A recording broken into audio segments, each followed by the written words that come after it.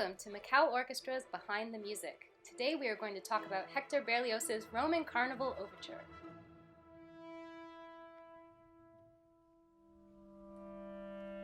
The Roman Carnival Overture was written in 1843 by the French composer Hector Berlioz.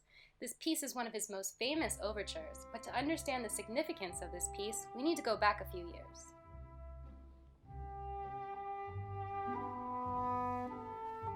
In 1838, Berlioz wrote an opera called Benvenuto Cellini, based upon the life of the Italian Renaissance sculptor, goldsmith, architect, writer, and musician.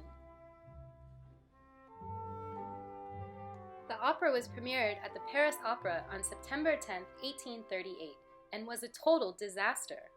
Berlioz wrote in his memoir, "The overture was greeted with exaggerated applause, while the opera itself was hissed with admirable energy and unanimity." Unfortunately, the opera only survived 3 performances.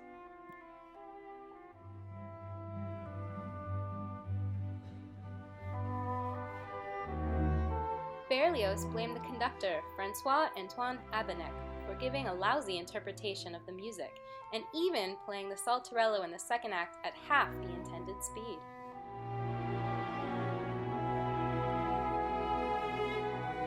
After this failure, Berlioz used many themes in the opera, as well as this saltarello, to make a new composition, which was the Roman Carnival Overture. The dazzling beginning gives a feeling of excitement and busyness that you would feel at a carnival in Rome, which leads straight into a beautiful solo by the English horn, which was taken from the melody of a duet in the first act of the opera.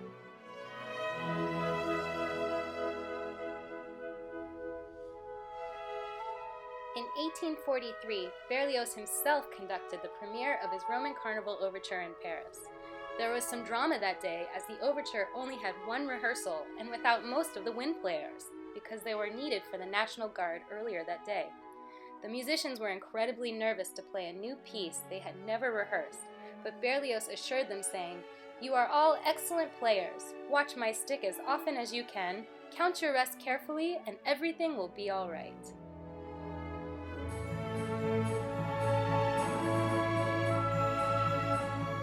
Habeneck had heard about this fiasco with the musicians and decided to come to the premiere to watch the failure of Berlioz. Unfortunately for Habeneck, Berlioz was right. The overture played without flaw and was so well received, the audience demanded an encore immediately after the piece finished. It is said that Berlioz walked by Habeneck backstage after the performance and said, "That's how it goes," which Habeneck gave no reply.